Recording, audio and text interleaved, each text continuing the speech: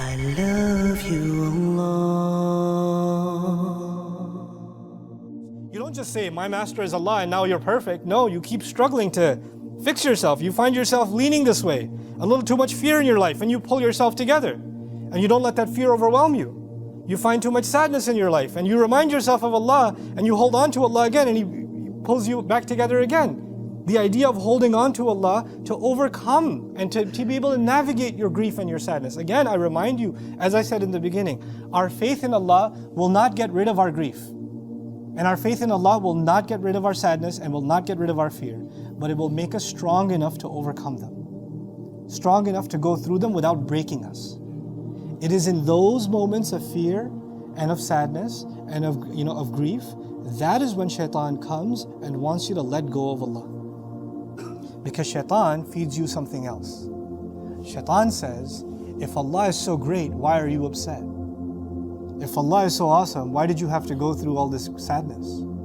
Allah could have just gotten rid of your sadness. He could have created a situation where you had to experience no sadness. Why did you have to go through it? Why do you have to have these fears? Why do you deserve this anxiety? Let go of Allah. He's not doing anything for you. That's shaitan's most powerful opportunity in those moments. In those moments. And yet Allah here says, if you can not only declare that your master is Allah, but you can hold on to that deep inside you, not from someone else, for yourself. If you can do that, then what does He say? تَتَنَزَّلُ عَلَيْهِمُ الْمَلَائِكَةُ أَلَّا تَخَافُوا وَلَا تَحْزَنُوا وَأَبْشِرُوا بِالْجَنَّةِ. If people can live a life of doing that, and holding on to Allah that way, then as they're dying, as they're leaving this world, people around them are crying. They can't even speak anymore. They're on their deathbed. And yet, they can see what their relatives can't see. They can see angels come down. And angels are having a conversation with a person on their deathbed. And they're telling him or her, you don't have to fear anymore. There's no more fear at all. And there's no more sadness at all. Congratulations, you're going to heaven. وَأَبْشِرُوا بِالْجَنَّةِ الَّتِي كُنْتُمْ تُوعَدُونَ. And then they add something. This is at the end of their life. They're not even in their grave yet. They're not even in their grave yet, and yet they're being told you're going to heaven by angels. Everybody else is crying, they're the ones smiling inside. Everybody thinks, oh, this is so sad, this is such a tragedy, and this is the greatest moment of their life. This is the greatest moment because they lived that. They navigated that storm.